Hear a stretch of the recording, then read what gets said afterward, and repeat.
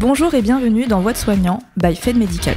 Dans ce podcast, nous recevons des professionnels de la santé.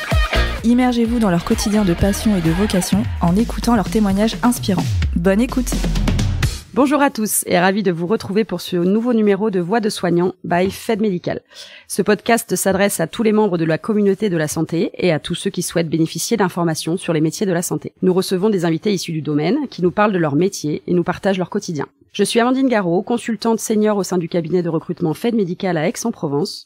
Nous accueillons aujourd'hui Laurence Ossola, responsable des soins depuis 2011 et avant cela infirmière depuis 1990. Elle exerce aujourd'hui sa fonction en établissement d'hébergement pour personnes âgées dépendantes, en EHPAD. Bonjour Laurence, merci de votre présence aujourd'hui. Pouvez-vous vous présenter en quelques mots et nous dire pourquoi vous avez choisi le métier d'infirmière et le métier de responsable de soins? Alors je m'appelle Laurence Ossola, j'ai 55 ans, je suis diplômée infirmière depuis 1990. Et comme vous l'avez dit, cadre de santé, voire cadre sup depuis 2011. Je suis mariée, j'ai 3 enfants qui ont tous choisi des métiers dans la santé ou le social. Ok. Alors infirmière, c'est un peu par hasard. En fait, moi j'étais en doc de droit, je voulais être inspecteur de police et puis j'ai eu un grave accident de voiture qui m'a plongé quelques mois dans le coma et avec des séquelles graves et irréversibles qui ont fait que je ne pouvais plus atteindre cet objectif professionnel. Donc une période un peu de latence d'une dizaine de mois après avoir récupéré où je ne savais pas du tout quoi faire de ma vie. C'est le chirurgien de l'époque, celui qui s'est occupé de moi, qui m'a dit mais tu as beaucoup apprécié la prise en charge des soignantes, vu que tu es bachelière, présente donc le concours infirmier. Donc je l'ai présenté mais alors sans grande conviction. J'ai été reçue, donc je suis rentrée. La première année, donc à l'époque c'était faisais aide-soignante la première année, ouais. Et on enquillait après sur les pathologies, etc. Donc la première année, je l'ai réussi juste, et puis ça ne me plaisait pas du tout. Et donc à ce moment-là, on passait un examen pour rentrer en deuxième année. Okay. J'ai réussi l'examen, mais je voulais pas rentrer en deuxième année. Et mon futur mari de l'époque m'a poussé un petit peu parce que de toute façon, je savais pas trop quoi faire, quoi. Et donc je suis rentrée en deuxième année et là, je me suis découverte et donc j'ai poursuivi. Voilà, sortie majeure de promo, 8e régionale. Incroyable. Voilà. Du coup, j'avais trouvé ma voie. Donc, j'ai travaillé 21 ans en centre hospitalier. J'ai commencé 7 ans en unité de soins palliatifs à orientation VIH, à l'époque où il n'y avait pas de trithérapie, parce que j'avais l'impression qu'il fallait absolument que je travaille mon relationnel. Donc, j'ai bien appris. Du coup, je suis partie augmenter ma technicité en réanimation pendant 7 ans. Et après, je me suis dit, allier les deux, urgence SMUR. Donc, je suis partie 7 ans. Ok. Urgence SMUR. Et puis, entre-temps, j'avais eu mes 3 enfants. Dans ce temps-là, on avait droit à la retraite proportionnelle si on avait eu au moins 15 ans de terrain et 3 enfants pendant ces 15 ans, ce qui était mon cas. Mon handicap me faisant de plus en plus de difficultés, je pouvais plus être en station debout prolongée, donc le métier infirmier, c'était plus possible. Donc, je suis partie dans le privé. Entre-temps, j'avais passé une licence en sciences de l'éducation. Je m'étais dit, je m'orienterais peut-être vers prof des écoles ou... Voilà, je me cherchais. Okay. Donc pour continuer de travailler, parce que comme tout le monde il faut manger, hein, donc je suis partie dans le privé. J'ai été recrutée d'abord dans un établissement, une maison d'accueil spécialisée pour traumatisés crâniens sévères, dans un groupe privé à but lucratif, où je suis restée 5 ans et où j'ai eu la chance vraiment d'avoir un directeur exceptionnel qui était pour la promotion des gens. Et donc j'ai négocié pendant 6 ans de pouvoir aller à la fac une semaine par mois sans qu'il touche à mes congés, sans qu'il touche à mon salaire, en me demandant simplement de rattraper le travail non fait sur la semaine d'absence mensuelle.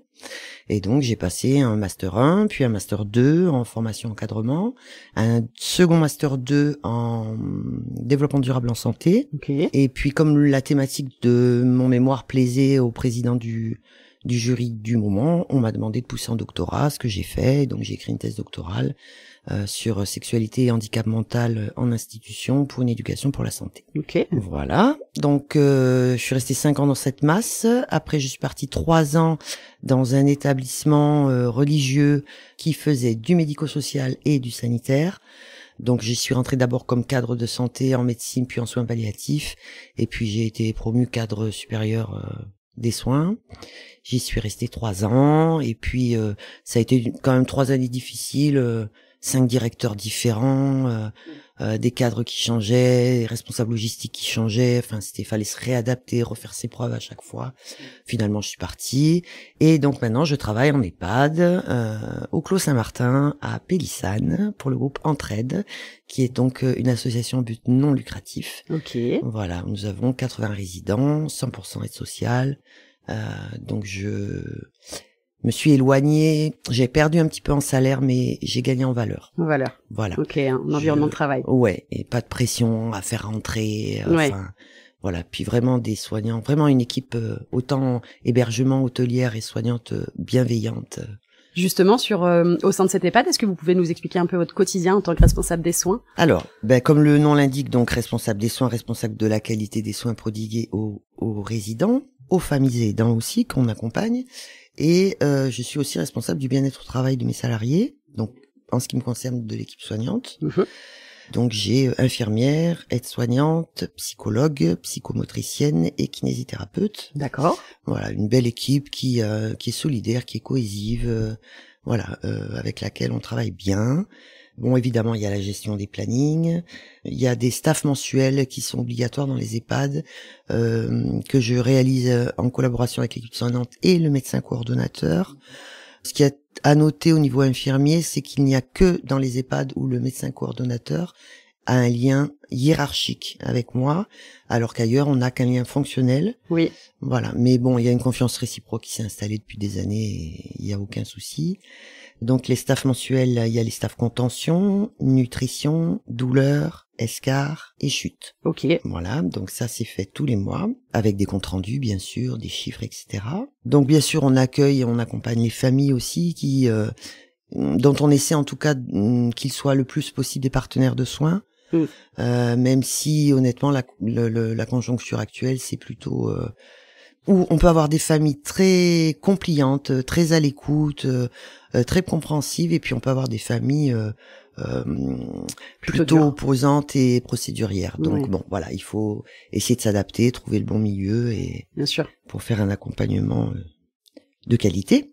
Gestion des stocks, gestion des admissions, interface entre l'équipe et la direction. Je réalise aussi les entretiens d'embauche, les entretiens professionnels, les entretiens de fin d'année, etc. Réunions soignantes, réunions interdisciplinaires, réunions de direction. Je pilote des projets dans le cadre du projet de soins issu du projet établissement. Je suis maître de stage pour toutes les stagiaires soignants. Donc on travaille avec 7 IFSI, 6 IFAS, 3 lycées. Je travaille aussi avec l'IFCS d'Aix et aussi avec l'université de sciences de l'éducation et de psychologie d'Aix-en-Provence. Okay. Donc on peut aussi recevoir des stagiaires psychologues ou des stagiaires cadres de santé. Vous recevez des étudiants et vous allez aussi en institut parfois? Tout à fait, donner des cours, oui bien sûr. Okay. Je fais partie de l'ICOJ de Salon et de Martigues, des IFSI face Salon Martigues. En tant que représentante universitaire, puisque voilà, comme je suis docteur, c'est ce qui est reconnu en fait. Je crois que j'ai fait le tour. Formation professionnelle continue aussi. Donc en intra auprès de mes salariés et en externe, je travaille en tant que vacataire avec 3 organismes de formation indépendants sur mes jours de repos. Justement, sur ce sujet-là, vous êtes donc à la fois manager et formatrice, si j'entends, et et qui vous formez et sur quel sujet du coup? Donc j'interviens en école d'infirmière, en école d'aide-soignante, école de cadre, université, je l'ai dit. Donc à titre vacataire aussi pour des organismes privés indépendants dans le cadre de la formation continue avec le DPC. Donc les thématiques pour lesquelles, parce que j'en ai beaucoup, mais pour lesquelles je suis le plus sollicité, c'est intimité, sexualité en EHPAD, intimité, sexualité des personnes handicapées cérébrales institutionnalisées, sexualité, handicap mental et religion, prévention, gestion de l'agressivité et de la violence en institution, le tutorat des stagiaires soignants, la prévention du burn-out, transmission ciblée, transmission narrative, circuit du médicament en EHPAD, droits et devoirs des soignants, évaluation prise en charge non allopathique de la douleur, parce que j'ai aussi fait un diplôme en naturopathie. Ok. La douleur chez la personne âgée, soins palliatifs et accompagnement de fin de vie. Voilà, bien d'autres sujets, mais c'est surtout ceux-là où je suis sollicitée. Des thèmes très variés. Et justement, vous nous avez parlé notamment de la sexualité globalement. Vous aviez plusieurs thèmes sur ce thème-là. Pouvez-vous nous en dire plus justement sur ce sujet-là et qu'est-ce que vous évoquez avec ceux que vous formez? Alors, comme je l'ai dit tout à l'heure, j'ai écrit une thèse doctorale sur la sexualité en institution pour une éducation pour la santé. On reste toujours bien ciblé sur la santé quand même. Le sujet, qui est encore tabou aujourd'hui, et pourtant d'actualité, parce qu'on peut pas nier qu'il n'y ait pas de sexualité dans les institutions. Quand je dis institution, c'est vraiment le sens large, donc EHPAD, MAS, femmes, prison, hôpital psychiatrique, voilà. Donc là, je refais une recherche sur une autre cible, je cible une autre population, celle des détenus incarcérés. D'accord. Parce qu'on sait que ça existe aussi. Ils ont une intimité, ils ont une vie sexuelle, qu'elle soit auto, hétéro ou homo-érotisée, et qu'elle soit autonome ou accompagnée. L'objectif de la formation, c'est de faire comprendre aux soignants et aux autres intervenants, y compris aux familles et aidants qui sont invités quand je forme en interne, et il y en a qui viennent, que les représentations sociales ont un fort impact sur le type de prise en charge que l'on peut réaliser sur le terrain professionnel sur cette thématique. En fait, quand on soigne, on devrait soigner avec neutralité et impartialité, ce qu'on ne peut pas faire, parce qu'on a été, alors formaté, c'est peut-être péjoratif, mais en tout cas, on a été formé dans notre milieu d'élevage. Alors je sais que le mot choque, mais c'est comme ça que ça s'appelle. Avec notre religion, avec les valeurs qui nous ont été inculquées, avec notre culture aussi, avec la société, etc. Et par exemple, quand je fais la formation sexualité en EHPAD, je commence par un diaporama qui comporte une trentaine de photos de personnes âgées en situation. Donc ça peut être, elles se font un bisou sur la joue, elles se tiennent par la main. Et plus on avance dans le diaporama, et plus on va être dans des images, je dirais, hard, avec un cunnilingus, avec une masturbation, avec une fellation de personnes âgées entre elles, avec de l'homosexualité. Et en fait, nos représentations sociales ne nous permettent pas d'accepter ce type de photos. Donc en général, j'ai beaucoup de réactions très négatives, parce que déjà ça nous renvoie à, j'imagine, mes parents voir mes grands-parents, et ça c'est juste pas possible. Et puis dans la tête de jeunes, mais aussi d'adultes mûrs, à partir d'un certain âge, genre 70, 75 ans, on n'a plus de sexualité. Donc de toute façon, ça peut pas arriver à mon parent, à moi, quoi. Sauf que si ça arrive, il y a plein de couples qui se forment. J'ai travaillé dans 3 EHPAD différents et on voit toujours les mêmes choses. Dans les masses aussi, enfin voilà, ça existe. Et en fait, je leur apprends donc déjà le droit, toutes les notions juridico-légales, qu'est-ce qu'elles ont le droit de faire, de ne pas faire, la posture qu'il faut adopter avec les familles ou les aidants, parce qu'on a souvent la réaction de « on va demander aux enfants ». Non, quand vous avez envie de faire l'amour, vous demandez pas à vos enfants. Oui, mais il est marié, et oui, mais bon, si vous voulez tromper votre mari, vous n'allez pas non plus demander à votre mari et vice-versa. Enfin voilà, leur faire prendre conscience que c'est vraiment nos représentations sociales qui nous guident, et que dans cette prise en soin-là, qui est particulière, elles n'ont pas de place. Il faut faire abstraction. Je fais totalement neutre. Tout à fait. Donc soit j'y arrive, et ok, j'accompagne, et je vais expliquer comment on peut accompagner la sexualité chez, par exemple, des personnes Alzheimer, avec des supports qui ont été scientifiquement prouvés, par exemple pour reconnaître le consentement, sur qu'est-ce que je peux mettre en place au niveau purement dispositif, des revues, des lecteurs, des sextoys, des poupées, enfin on peut faire plein de choses.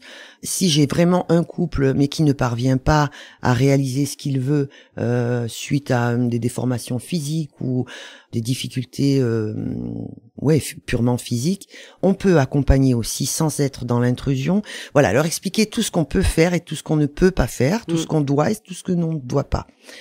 Et si je suis pas capable de faire tout ça, c'est pas grave, mais j'ai le devoir de donner le relais à quelqu'un qui est en capacité de le faire. Voilà, je ne dois pas refuser, interdire, voire punir, parce que j'ai vu aussi. Et de toute façon, celles qui travaillent avec moi, tous ceux qui ont travaillé avec moi, savent que si personne n'est en capacité psychologique d'accompagner, moi je le fais. Voilà. Et je suis pas du tout assistante sexuelle. Non, mais soyons clairs, quoi. Bien sûr. Voilà. Non, c'est un sujet parmi tant d'autres qui a toute sa place en établissement de santé. Et justement, elle est bien accueillie, cette formation, auprès des Elle est soignants. très, très plébiscitée. Parce que c'est quand même plutôt rare d'entendre parler de ce type de formation en EHPAD. On travaille beaucoup avec des établissements de ce type-là. Je pense que les soignants n'ont pas forcément l'habitude d'avoir des formations aussi poussées sur le sujet. Tout à fait. Ça doit être intéressant pour elles. Ah bah c'est très plébiscité. Oui. Ouais, j'imagine. Bon, quand je la fais en intra, je la fais à un certain niveau, je dirais, pour les aides-soignantes et les infirmières, et à un niveau différent pour le personnel d'hébergement et hôtelier, oui, puisqu'ils n'ont pas les mêmes liens de soins avec les résidents. Ça se dit après, et du coup j'ai des familles qui me ressollicitent. Oui, c'est ce que j'allais vous demander. Voilà, les familles puis, aussi peuvent participer? Bien sûr. Ok. Bien sûr. J'ai rien à cacher. C'est intéressant. Et du coup, ça s'ébruite encore plus. Et donc, en général, dans les groupes au sein desquels je travaille, voilà, du coup, d'autres établissements sollicitent le groupe. Oui, j'imagine. Voilà. Ah, et c'est des formations que je fais beaucoup en externe. Ouais. Ok. Aussi. Merci en tout cas pour tous ces éléments. Sur le volet plutôt managérial, et moi, mon cœur de métier aussi, au niveau des recrutements, vous, est-ce que vous avez des problématiques et quelles sont-elles, si vous en avez? Alors, je suis en train de stabiliser mes équipes. Je n'ai plus qu'un CDI en AS à combler. J'ai toujours 2 CDI infirmiers sur 4 postes à pourvoir. Je pense que la conjoncture que moi je vis, c'est celle qui est nationale. On nous présente une génération qui ne recherche plus de CDI, qui privilégie leur vie sociale et ou personnelle, et préfèrent réaliser des vacations ou travailler en CDD, c'est vrai, voire en intérim, pour gérer leur planning comme ils le souhaitent. Et bénéficier de salaires plus élevés aussi, puisqu'ils touchent du coup la prime de précarité et les congés payés. Alors, même si on arrive, nous, à fidéliser des vacataires, et j'ai un gros pool fidèle, mais qui ne passe pas le pas du CDI, ouais. J'ai la chance d'être sur le terrain depuis longtemps, et donc j'ai des soignants qui me suivent depuis longtemps. Ouais. Voilà, quand je change d'établissement, elles viennent avec moi. Donc j'ai toujours ce pool qui est fidèle et... on va dire dur, enfin, ouais. Voilà, bien constant. On travaille avec Hublot, plateforme de recrutement, qui honnêtement, moi aujourd'hui, ça fait 1 an et demi qu'on l'utilise. Finalement, quand je regarde, c'est toujours les mêmes. Donc c'est déjà des vacataires fidèles que vous connaissez déjà, ou des CDI qui veulent faire des heures supplémentaires. Quand c'est des vacataires nouveaux, c'est générationnel aussi, et c'est pas un reproche, c'est, je sais pas, une éducation, des valeurs qui sont pas les mêmes. Des gens qui postulent, que je valide, qui ne se présentent pas, qui n'appellent pas, mais qui recandidatent sur d'autres. Donc voilà, donc moi je fais nécessairement un tri, et j'envoie un mail systématiquement pour dire que pour moi je l'ai vécu comme un manque de respect pour mes équipes, et que du coup c'est pas la peine de repostuler pour chez nous la prochaine fois, bien sûr. Puisqu'on arrive à travailler à peu près en effectif normal très régulièrement, même si parfois il y a du sous-effectif. De toute façon, il y a un mode dégradé qui est mis en place, et puis voilà. Alors, on sait qu'à partir du 1er janvier, la loi va obliger tous les travailleurs, les employeurs de soins, à proposer un CDI à tous les soignants, y compris le jour de la première vacation, si on le souhaite. D'accord. Donc moi, ça, je ne veux pas. Je ne veux pas proposer un CDI à quelqu'un que j'ai vu travailler qu'une fois. Oui, voilà. En général, je prends des vacataires sur 15 jours, 1 mois. Je me rends compte, moi, en contrôlant le travail et aussi en parlant avec l'équipe. Parce que je dis toujours à l'équipe, c'est vous qui êtes sur le terrain avec la personne, c'est pas moi. Ouais. Si vous voyez que ça ne correspond pas à la bienfaisance, en tout cas, de l'établissement et aux valeurs que nous avons en commun et que vous connaissez, je ne garderai pas. Si vous me dites, pour nous, c'est OK, je propose un CDI. D'accord. Donc, à partir de janvier, les CDI proposés une première fois, qui seront refusés, se verront enlever la prime de précarité. Ah, d'accord. Ceux à qui on va proposer une seconde fois et qui refusent une seconde fois n'auront plus droit aux prestations Pôle emploi. D'accord. Et ça, c'est pas nous, Entraide, c'est national. C'est national. Voilà. Alors, ça existe depuis juin. Ça a été peu mis en place dans les structures parce que c'est un peu biaisant. On se dit, s'ils refusent et qu'on leur enlève la prime préca, ils reviendront plus. Sauf qu'ils vont aller ailleurs et qu'il va se passer exactement la même chose. Et puis encore ailleurs, et puis voilà. C'est ça. Et à partir du 1er janvier, l'ARS et le gouvernement ont été très clairs. Ça doit être mis en place. D'accord. Donc on a des supports type, documents type de demande de CDI que l'on propose à date donnée. que l'on remet en main propre avec remise en main propre et sur lequel document est noté que si il n'y a pas de réponse dans les 8 jours, c'est considéré comme un refus. Ok. Et ça s'applique uniquement aux vacataires ou les intérimaires en font partie aussi? Alors, les intérimaires en font partie aussi. Ok. Après, nous ne sommes pas leur employeur direct, donc je ne sais pas si les boîtes intérimaires forcément mettront en place cette nouvelle loi. Mais là, à partir de janvier, on n'a plus moyen d'eux. Ok. Et vous pensez que ça va vous amener plus de personnes en CDI, ou vous pensez finalement que ça va un peu vous bloquer aussi sur votre pool de vacataires? Alors, je pense que ça va, en première intention, que ça va bloquer sur mon pool de vacataires. Oui, j'imagine. Je pense qu'on en reparlera en fin d'année prochaine. Ouais. Et que quand tout le monde aura mis en place ça et que tous les vacataires verront que de toute façon ils ont tout à perdre, et que je pense que là ça donnera quelque chose, mais il va falloir un temps de recul, quoi. Bien sûr. Et pour eux et pour nous. Oui, forcément. Oui, parce que ça peut amener des excellentes choses pour stabiliser les équipes qui ont vraiment du mal à stabiliser ou à staffer en CDI. Maintenant, une équipe qui est stable en CDI mais qui a besoin de vacataires pour des remplacements, ça peut aussi déstabiliser. Tout à fait. Donc il y a un pendant quand même. Ok. En sorte de conclusion, vous, à votre niveau et avec le recul de votre carrière, qu'est-ce que vous conseilleriez aux jeunes arrivant sur le marché de l'emploi et souhaitant s'orienter justement vers ce métier, que ce soit soignant ou encadrement de santé? Alors, être soignant, pour moi, c'est prendre conscience au-delà de la reconnaissance qu'on a du public, parce que ça, c'est indéniable, et des versants empathiques et du prendre en soin, que ce sont des métiers difficiles. Les horaires sont décalés, les familles et les aidants sont de plus en plus exigeants, voire procéduriers, les week-ends et les jours fériés sont travaillés, le salaire est peu encourageant au regard du niveau d'études et des responsabilités endossées, mais les relations soignants-soignés sont quotidiennement enrichissantes et apportent une satisfaction du travail accompli. Si l'humain, dans toute sa complexité, ne nous intéresse pas viscéralement, il faut opter pour une autre profession. Ça, c'est certain. Être manager implique une plus grande implication aussi en termes de responsabilité.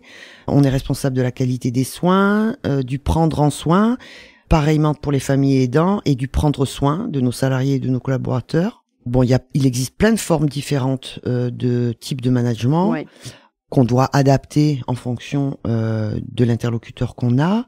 Moi, je tends à privilégier ce qu'on appelle, alors c'est un peu nouveau en France, mais ça a très longtemps que ça existe, l'intelligence émotionnelle. Oui. Parce qu'après tout, les soignants sont aussi des humains, quoi. Oui, bien sûr. Voilà. Merci beaucoup. Merci Laurence d'avoir accepté notre invitation. Merci à vous de votre confiance. Nous sommes ravis d'avoir pu découvrir votre métier, votre carrière très enrichissante. Merci beaucoup. Merci à vous. Merci pour votre écoute. Nous espérons que ce temps de partage vous a plu. Abonnez-vous pour plus d'histoires professionnelles et de témoignages enrichissants. Suivez-nous sur LinkedIn et retrouvez nos offres d'emploi sur notre site carrière fed-group.fr.